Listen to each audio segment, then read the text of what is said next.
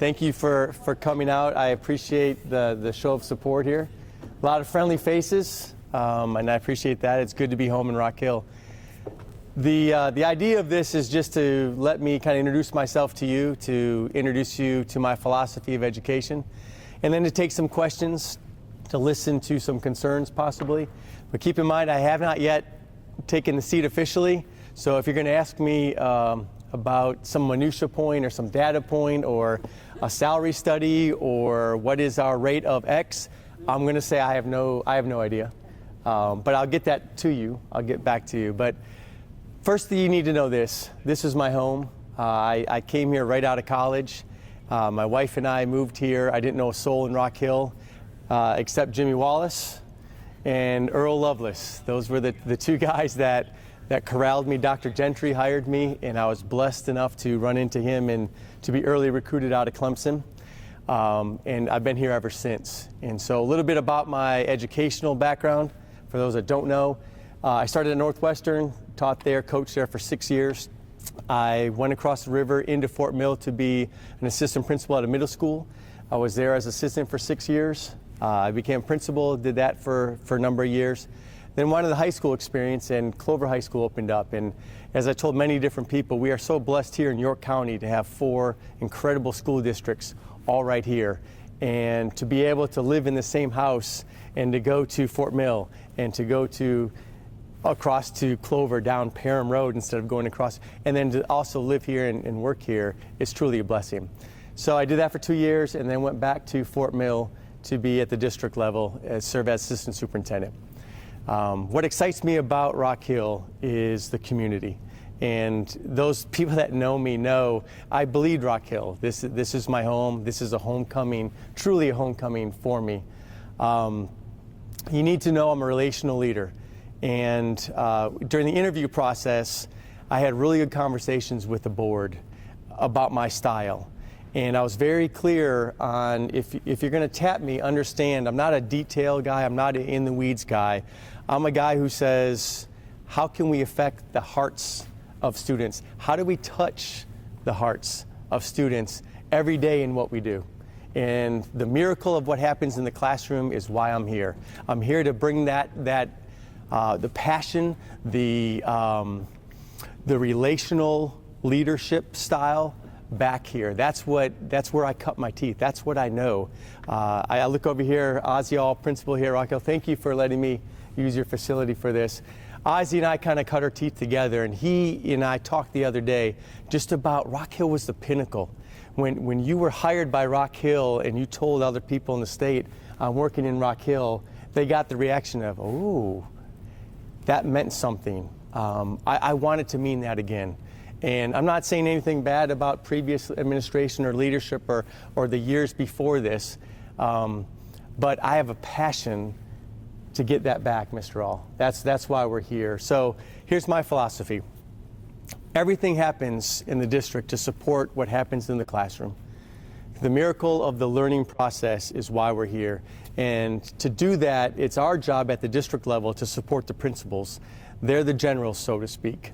To support the principals, then, they need to support the teachers. The teachers then do everything they can to change the mind and heart of a student. And so it has to be built on trust. And that's what I'm doing. People are asking me, what are you doing the first couple of days in the seat? I'm trying to develop trust. I'm trying to have conversations, crucial conversations, with principals that I've never met before, so we can sit down at a table and say, let me hear what makes you tick. Why are you here? What is your calling? So I do this exercise with most people, and I want to do it again to you. And it is to you. It's not with you. I want you to close your eyes for me, if you would. Just close your eyes. I want you to picture that one teacher in your life that changed your life forever. It could be a coach, it could be a dance instructor, it could be your third grade teacher, it could be a college professor. And as you're smiling, because all of you are now, open your eyes again, and I want to know who that person is. So, Bill, who is that person for you? Miss Stewart, my sixth grade teacher. All right, we're going to get him a mic so you can hear him. Miss Stewart, my sixth grade teacher. She opened my eyes really to reading more than anything, reading books. It was a great experience. Yeah. What's her name again? Miss Stewart. Miss Stewart. So, Bill, what I want you to do is in your office, I want you to write her name on a piece of paper somewhere big and put it on your wall. That's it, just Miss Stewart.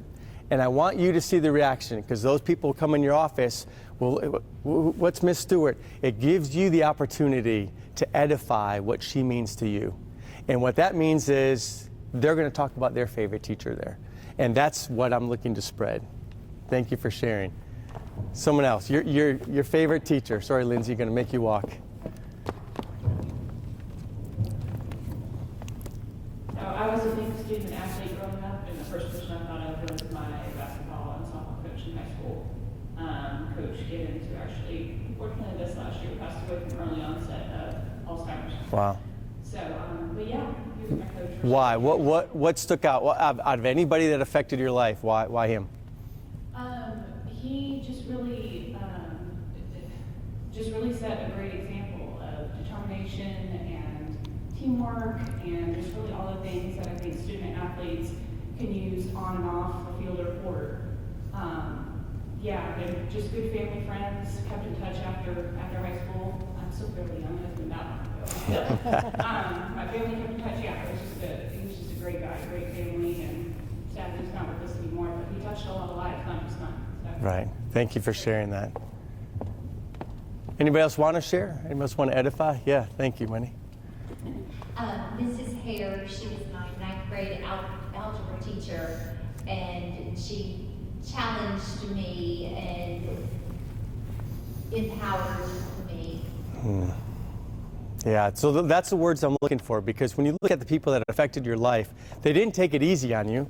I've yet to hear someone say, Miss Smith was my favorite teacher because she let us fall asleep and watch movies in class. And no, it's the teacher that really gave you tough love. And I think that's important to harness that. Accountability is something I stand on as well. I'm a relational leader. I try to build trust early. I try to get to know people on a personal level.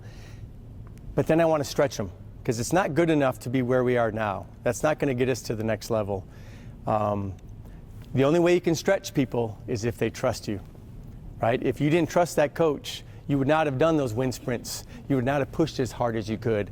But you said, for that coach, because he wants what's best for me, I'm going to do everything I can. I'm going to run through the wall. I'm not going to run just to the wall. And that's what I'm asking teachers here to do, okay?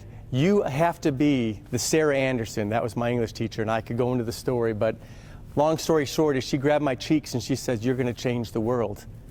I was a new kid from Wisconsin in a school in South Carolina, and she took me on the second day in the hall and said, you're going to change the world. And that's how I got to this position right here, because of the Sarah Andersons. We all have those. My story is a little different. I had two parents who loved me and comforted me and gave me everything I needed. The kids we serve today, they might not even see their parents during the week. They might not see them during the weekend.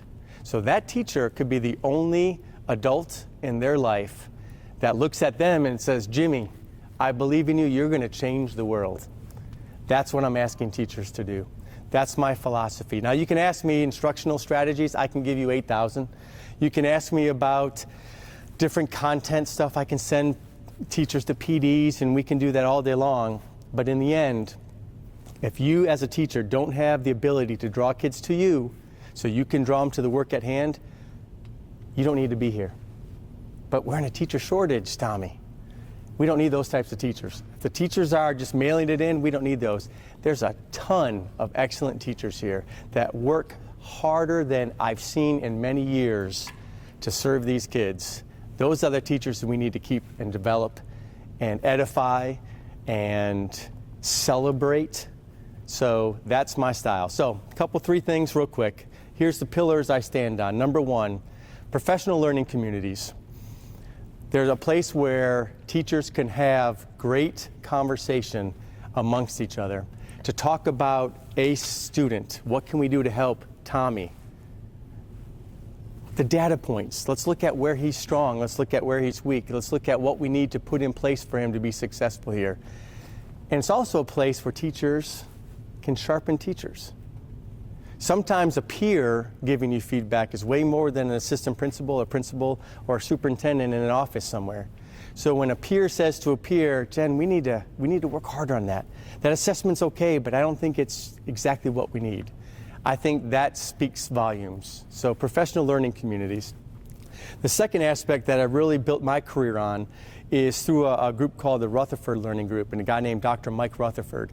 And he preaches the power of the artisan teacher. There is a science to teaching, right? We understand how the brain works, and he's good with that. But he also says it is an art form. And you know what I'm talking about. So those teachers you mentioned, those coaches you mentioned, there's something different about their technique that just resonated with you. Well, we can learn that, and we can teach that, and we can develop that with teachers. So that's my other pillar. My third pillar is the accountability side. You're only as good as your heart is pushing you to be good. So some days teachers are going to have bad days. Some days superintendents are going to have bad days. That shouldn't be the norm. That should be the outlier. All right, so how do we hold each other accountable? First, we have to develop trust. You have to trust the person above you that's giving you feedback, that's evaluating you. You have to truly believe that they're there to help you and help you grow, not to hold you down, not to blame and shame you. You made a mistake, oh man, we need to die. No, let's have a conversation about that, right? So with that trust first comes, now I can push you harder, now I can stretch you harder, because you truly believe and you understand it's true that I'm here for you, that I'm here to build you up, I'm here to grow you. So the third aspect is accountability. So the relationship side, the pedagogy side, and what happens in the instructional strategies, and then how do I hold you accountable for that? So great community to be in. I'm competitive enough to know this. Some of our metrics aren't as high as they should be. Some of the metrics that I've looked at, 54% comes up a lot, 54, 58% on state standard measures. You cannot tell me that Rock Hill Schools is just barely above average. Now, according to that metric, we are, but you can't just use one metric. I'm aware of that. But what can we do to bolster this? That's what my team and I will be looking hard at, okay? My job is to remove the hurdles from the principal's desk. Let's get away from those things that are holding you back, Mr. All, from being the best principal ever. Tommy, if I could just get away from this and do this, I could really help my teachers. Let's do that, okay? We have law to follow. We have a code of ethics to follow, non-negotiables. Outside of that, you be the leader that you want to be and you think you need to be. And it's going to be different than Derek and what he does. And that's okay. I'm here to help you get there, as long as you're there to do the same for the teachers. So I'm seeing nods, so you're tracking with me. At this point, I want to know from you, what makes us special? When you hear Rock Hill Schools, what's the first thing you think about? Put you on the spot. My son and daughter.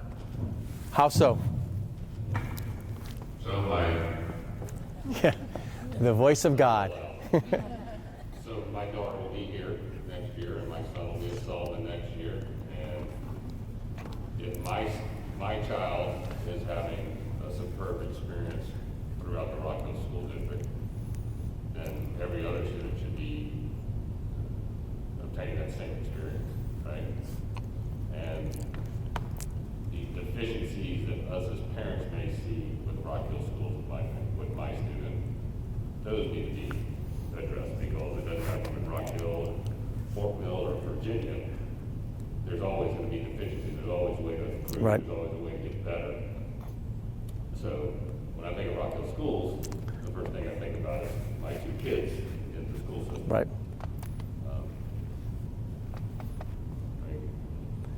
My kids are a product of Rock Hill. I am not. Mm-hmm.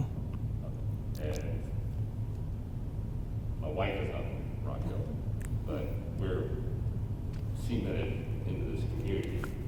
So we have a vested interest not only in our students, our kids succeeding, but we are directly tied to property values.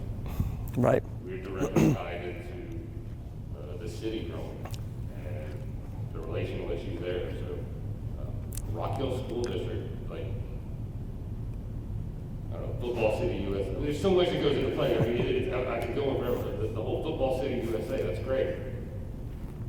how do you tie that into Rock Hill and get beyond Football City USA? Yep. How ingrained are we into the recruitment of the Carolina Panthers into the city of Rock Hill and integrating that and what their goals and objectives are into school districts' objectives and goals? I think about a lot of stuff. That's good. No, and I'm glad you started. You started with About all the people in here that I work with. Right. So you started with kids, and that's the important part because that's why we're here. That's why we have jobs, right? It's all about the kids. But to your point, Kevin, to your point, when you talk about Football USA, the first meeting I had here with a group of people was with athletic directors from the high school level. And that was by design. We had a meeting, we had a lunch where we kind of shared ideas and I kind of gave my philosophy.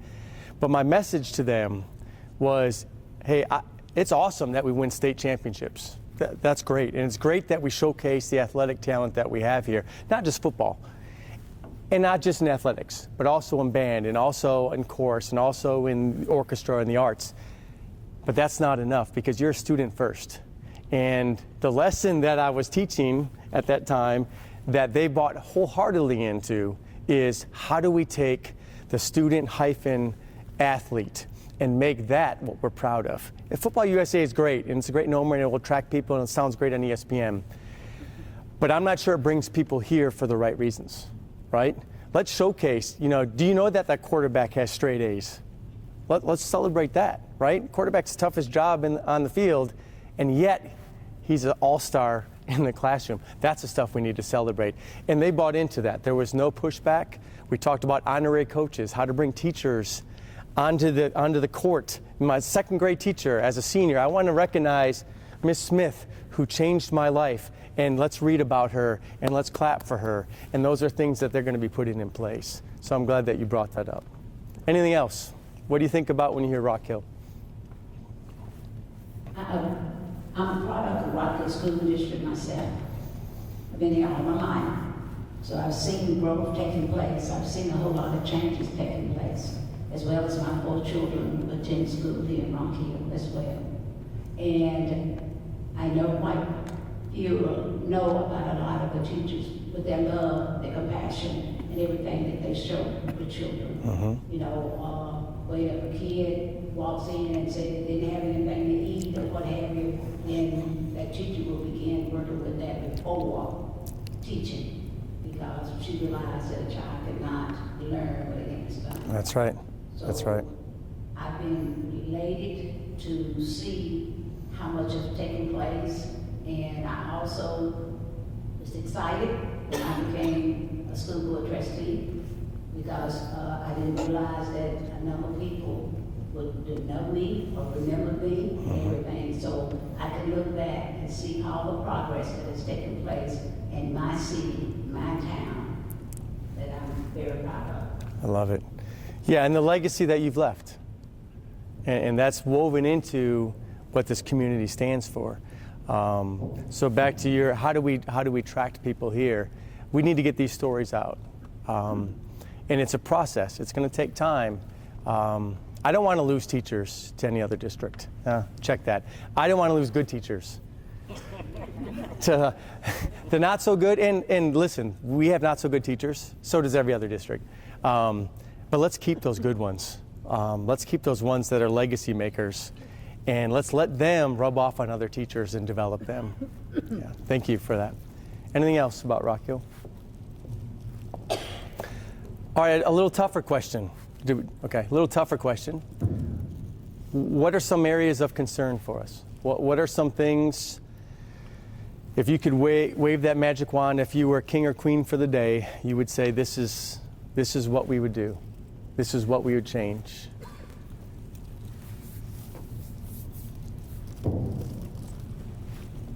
Okay, Wendy? More support for our teachers. Okay. That's not a hard one. And I'll actually build on that and expand the word teacher to all staff. Because what we do know is that none of what we do in the school district happens without the support of all our staff. That's right. Teachers are important, but so are bus drivers, cafeteria workers, front office workers, our nurses, and everybody else that is on our payroll. So, Yeah, that's a great point. We have a guy at the district office. His name's Reggie, right? So we're nodding our head. Those people that were. I had a great talk with Reggie today in the parking lot, and I wanted to hear his story. How did you get here? And he told me all about building roller coasters at Carowinds, and how he was just made a connection with somebody, a neighbor, and it just happened to be that he got laid off because of Carowinds shutting down. And he's like, oh, how am I going to support my family? How? And it turns out that now he's working at the district office. And I tell you what, you cannot help but smile when you talk with him. And I'm looking through the masks of you that know him. And he's always, how can I help you? How can I help you? How can I help you? Very polite young man, gentleman. I looked at him, I said, do you realize that you help our test scores? Excuse me, sir? What you provide for us saves us time to rub elbows with principals, to rub elbows with teachers, and so on down the line. Without you doing what you do, we can't do what we do. And I think that's a very important point. Without that support, we can't do our jobs. That's essential. Thank you for reminding me to say that.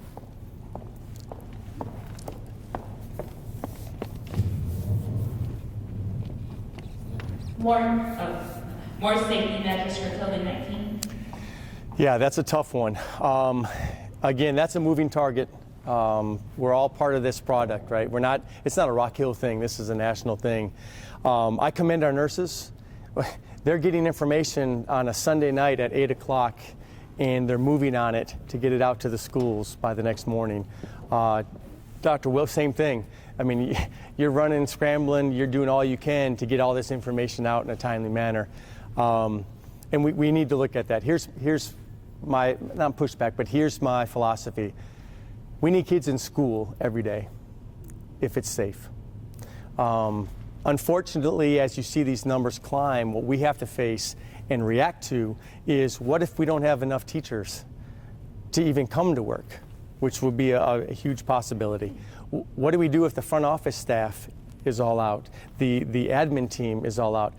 There's cases and points where we had every teacher in another district healthy in class, no contacts, no quarantine, but the entire front office staff and admin team were out. You cannot supervise a school effectively, so you have to do what you can do. Welcome.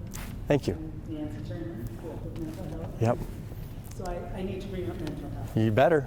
and not only for our children, but for our adult Yeah. employees of all levels in our district. Mm-hmm.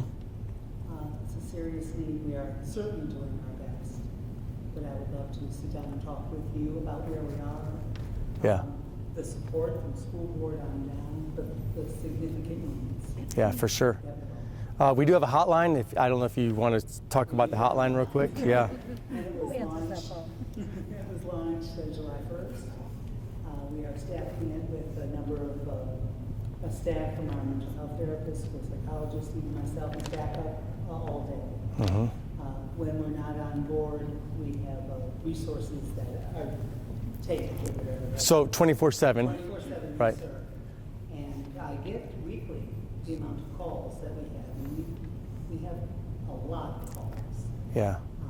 And so we are working on getting that out. We have Parent Academy to share information, and really are doing quite a lot. The support we have in our community is just wonderful. Thank you. Our hotline number Please. Yeah. is 803-324-7464. One more time. 803-324-7464. Yeah. And without apology, we give that out. Yeah. So Nancy, to answer your question briefly, is you had me at hello. I mean, mental health fits right into my philosophy about relational learning. To the point where you said, if a kid comes to school hungry, how can they learn? If a kid's coming to school and dealing with depression, dealing with anguish, dealing with loss, dealing with trauma, how can they learn? And so putting the resources in place is paramount. I consider that a safety measure. Back to your, there's physical safety, but to me, safety comes down to what people do. You can put as many locks on the door. Locks are for honest people, right? But the people in place and the relationship they have with the culture of the building, they're the things that change this. It's not a brochure, it's not a hotline, it's not a link. It's the understanding of we trust you enough to call and say, I'm hurting and I need help. Yeah, so thank you for talking about that. Anything else? I've got one more. Okay. I think you met your quota, but we'll let you go. Well, most people, everybody gets work with me, so they know I can't shut up. I see it. This is your second meet and greet. We've held security forums when I came from another district. The school board members were standing room only and protesters outside. And I came here expecting the same, showed up to probably 5 board meetings in a row and realized, wait, no one's coming, which translated to me, no one cares. The community very much so cares, but again, we're in a second, I don't know, hopefully your first one was like packed house and everybody went to the first one. It wasn't, but that's okay as well. Community Yeah. engagement is where I'm getting, it's like, Yeah. I mean, people love in the social media age to bash us behind a closed door, but won't come face to face and let's talk it through things. So I know you don't have the answer to that, but I think if I had the magic wand to answer the question, would be the community engagement. Where's the police department? Where's the mayor? Where's city council? Where's county council members? Where's I'm not sure if you're a parent or not. If you're a parent or if you're a parent, we're the parents. Everybody else is like faculty, staff, and Yeah, but I think it's our job to reach out to them as well. I mean, it's a two-way street. I don't expect a lot of people here. It's a little different than a political position where you stand up and you're getting votes and you're bringing people in, and that's part of that job you have to do. As board members know, you have to be accessible. I feel the same with us. Also, it could be a vote of confidence as well. Look, we trust this, we trust the process, we know you have things in place for safety, we don't have to come to the board and scream that. We know you're taking care of that. But I think that's a relational thing that we'll have to build on. I'm hoping in a year we do this again as a celebratory thing. Let's celebrate this. Let's celebrate the growth we've seen over a year with this guy at the helm. And that's what I'm hoping for. I believe that, truly believe that. All right, so in conclusion, my door's open. Back to your point, I'm approachable. This is who I am by default. I've had some fantastic meetings with principals, 3 by 3. I wanted a smaller, intimate group because I think you get more accomplished. I do like the corporate worship, right, where we go to church and everybody's there and you're saying hi. But a lot of times you put on that Christianese face and, hey, you're good. How are you? You're good, right? I'm good. I love you. And then you walk away and go, oh, I really don't like that guy. Okay? But 3 on 3, 4 on 4, you can't get away with that. You got to be real. And that's why I want to do that with principals, because to our point, they're there to support the teachers, and that's where the magic happens. Not to discount anybody else, custodials, bus drivers, cafeteria workers, support staff, secretaries, assistants. All those are important, absolutely. But the number one mover for success in the classroom is what that teacher is doing. And so instructional time is sacred. We have 180 days to positively change a life forever. We can't mess that up, right? So I thank you for coming here and spending time with me, getting to know me a little bit. My door's open. You can always call. Let's sit down and have that discussion. Let's bring other people, other movers and shakers in. I don't have all the answers, and that's the thing that's important to me. Is my team at the district office, they're rock stars. I'm getting to know them. Some of them have to improve, just like I have to improve. Others, my jaw drops when I talk to them because they know their stuff. Man, they're solid. They need to rub off on the rest of us. And that's what I'll be working on in the 6 months before the summer starts. Because once summer starts, that's really next year.